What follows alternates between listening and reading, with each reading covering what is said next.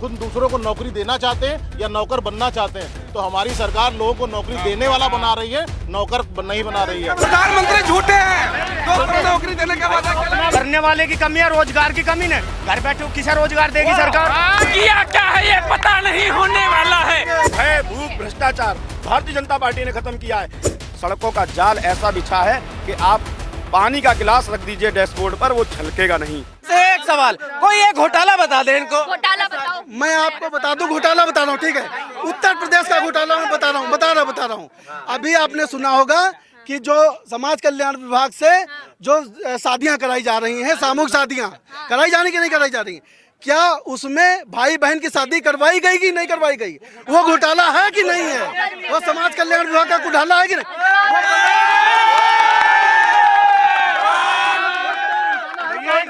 इसका जवाब ऐसा है। मेरी बात सुनिए, देखिए मैंने देश के युवाओं की तरफ से एक सवाल किया था, क्या 2 करोड़ नौकरी, उसका जवाब मुझे अभी तक नहीं मिला है। 2 करोड़ नौकरी बीएसपी के आने पर नहीं, बीजेपी ने कहा था कि जब मेरी सरकार 2014 से पहले चुनाव में कहा था मेरी सरकार आएगी, हर साल 2 करोड़ नौकरी देने का काम करेंगे। तो ये बताइए 20 करोड़ नौकरी कहाँ है? एक मिनट, मेरा सिर्फ एक कहना है, यहाँ पे जो हमारा भारत देश है, लगभग 75% जो जनता है वो ग्रामीण है। मोदी जी के द्वारा जो वैसे तो सैकड़ों काम किए गए हैं, लेकिन जो किसान सम्मान निधि दी जा रही है प्रत्येक किसान को, जो और एक मिनट सुनिए, नौकरी तो चंद लोग मांगते हैं, किसान नौकरी नहीं मांगता है। दूसरा सुनिए, जो महिला एक मिनट सुनिए,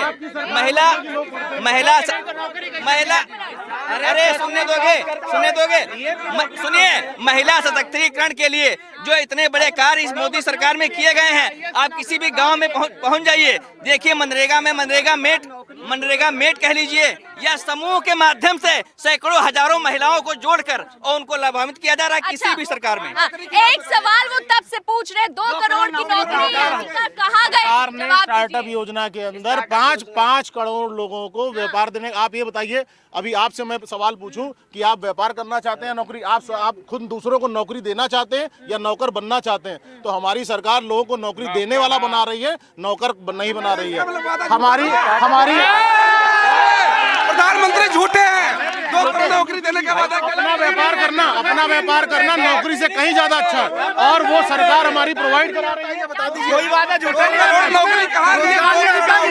बता दीजिए, मंत्री जी झूठे हैं। बता दीजिए कि रोजगार में आता है कि नहीं आता है? करने वाले बेरोजगार एक मिनट, एक बात बताइए, जरूरी है कि सबको नौकरियां चाहिए। आपने व्यापार में बोला है, एक बात बताइए, सिलेंडर पे अटकी पड़ी है और आगे नहीं बढ़ पा रहे हैं। सिलेंडर की बात, एक बात बताइए, क्या पकौड़ी तोड़ना नौकरी है?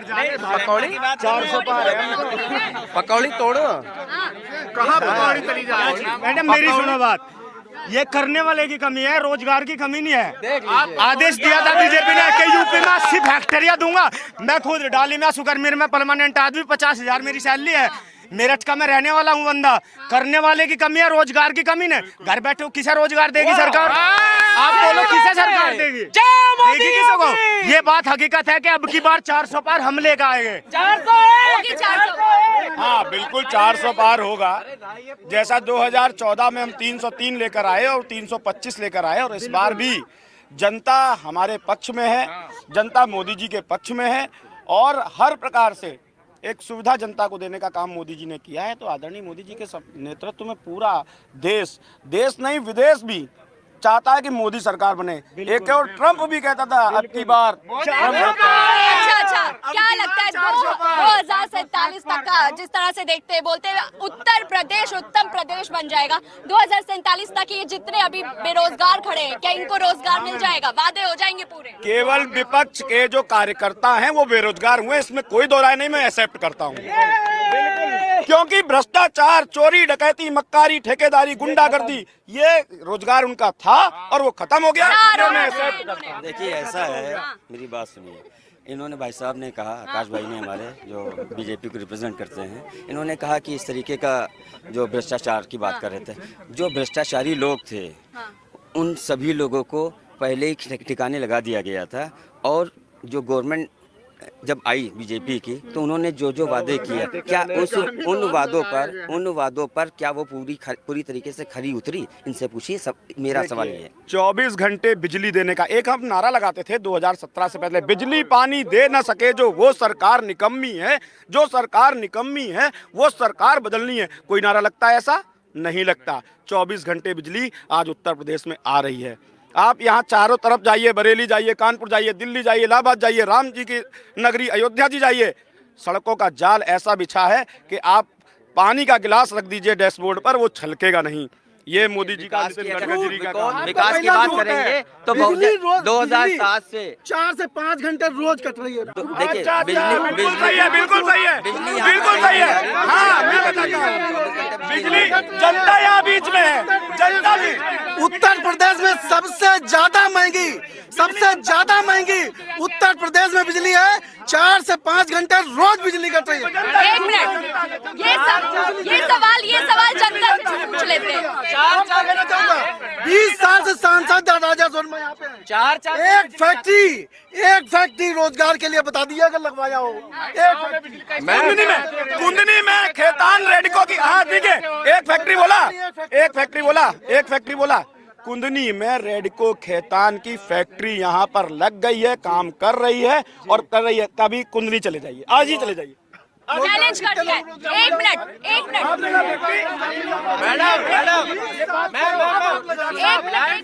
में भी इनको रोजगार चाहिए। अब फैक्ट्री लग रही है उसमें भी इनको रोजगार चाहिए। हर चीज में फैक्ट्री लगी तो रोजगार नहीं मिला। जो कमलापुर की शुगर फैक्ट्री बंद थी उसको कौन चलाएगा? जो हमारा 1 मिनट, इनका सवाल सुनिए। जो कमलापुर की फैक्ट्री शुगर फैक्ट्री बंद है उसको कौन चलाएगा? और जो प्लाईवुड जिससे हमारे लाखों बेरोजगार रोजगार पा रहे थे वो भी बंद है इस समय। जो जमाने में बंद हुई, किसके जमाने में बंद हुई? किसकी सरकार में? मानते एक बोलने देंगे, मानते हैं बंद हुई, लेकिन उसको चलाएगा कौन? जो वर्तमान सरकार वो सरकार चलाएगी।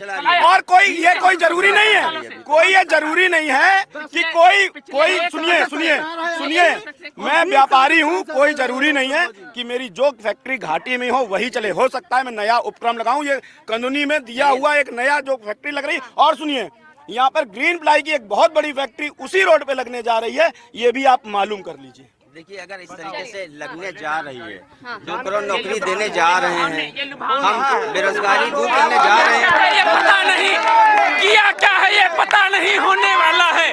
एक पल श्री अच्छा बस 1 मिनट होने वाला है। ठीक है 1 मिनट। अरे आप आखिरी सवाल। लॉलीपॉप दे करके आप लोग लॉलीपॉप देते। हो सकता है यहाँ बहन जी के कुछ समर्थक खड़े हों। बहन जी के समर्थक एक नारा दिया करते थे, चढ़ गुंडों की छाती पे, मोहर लगाओ हाथी पे। वो गुंडे किस पार्टी के थे कि ये बता दें हमको, वो किस पार्टी के गुंडे थे? वही मैं कह रहा हूँ, भय भूख भ्रष्टाचार भारतीय जनता पार्टी ने खत्म किया है।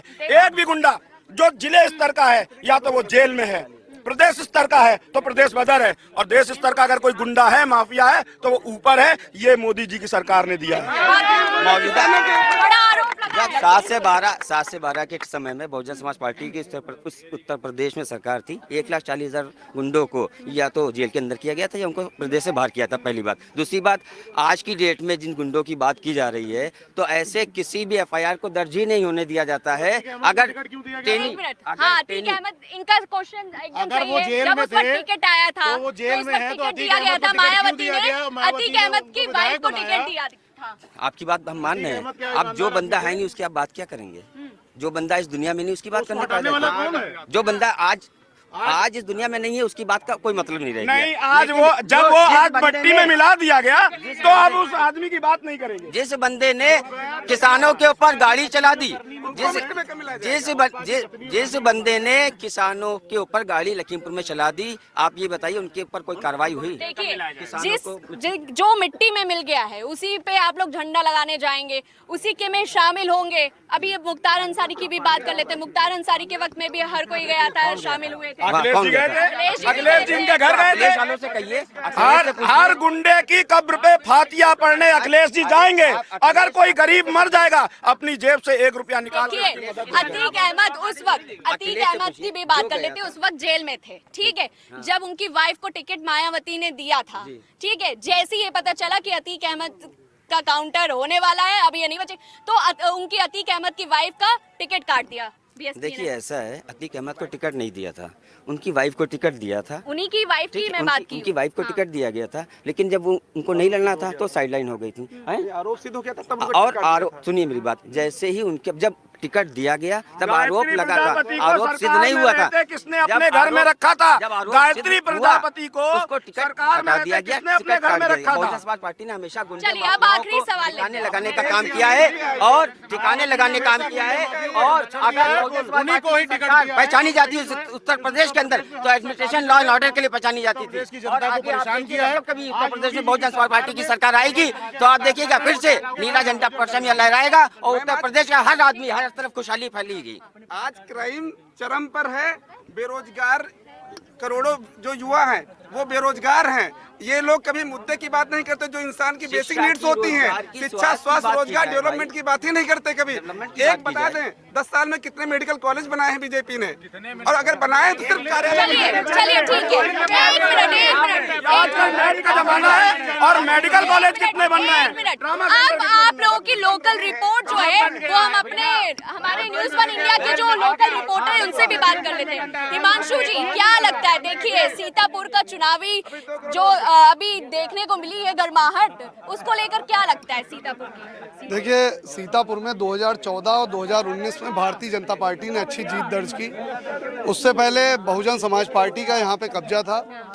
फिलहाल जो मौजूदा स्थितियाँ अभी तक के चुनाव की हैं, तो भारतीय जनता पार्टी और गठबंधन और बहुजन समाज पार्टी के जो प्रत्याशी हैं, जो बसपा से प्रत्याशी हैं यहाँ पे, वो बीजेपी के ही विधायक थे, और जो गठबंधन के प्रत्याशी हैं वो भी बीजेपी के विधायक थे। तो एक तरीके से कहा जाए कि भारतीय जनता पार्टी अपनों से ही लड़ती दिखाई दे रही है। सबसे पहली बात तो ये है।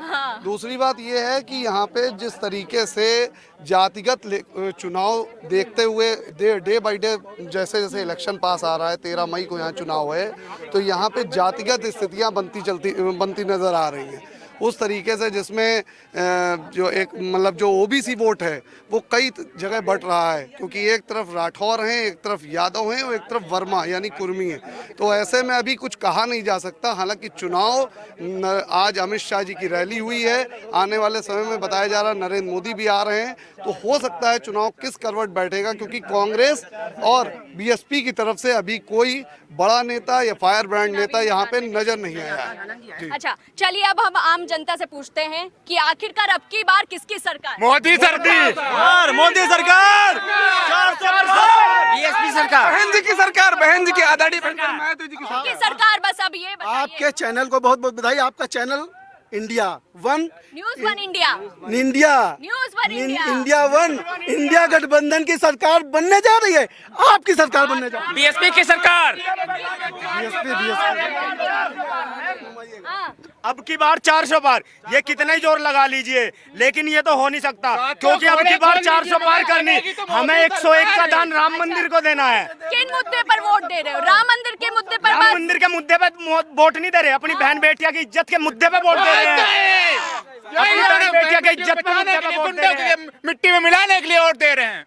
अच्छा, आप बताइए किन मुद्दे पर वोट दे रहे हैं इस बार? विकास के नाम पे। विकास के नाम पर। तो अब फाइनली अब की बार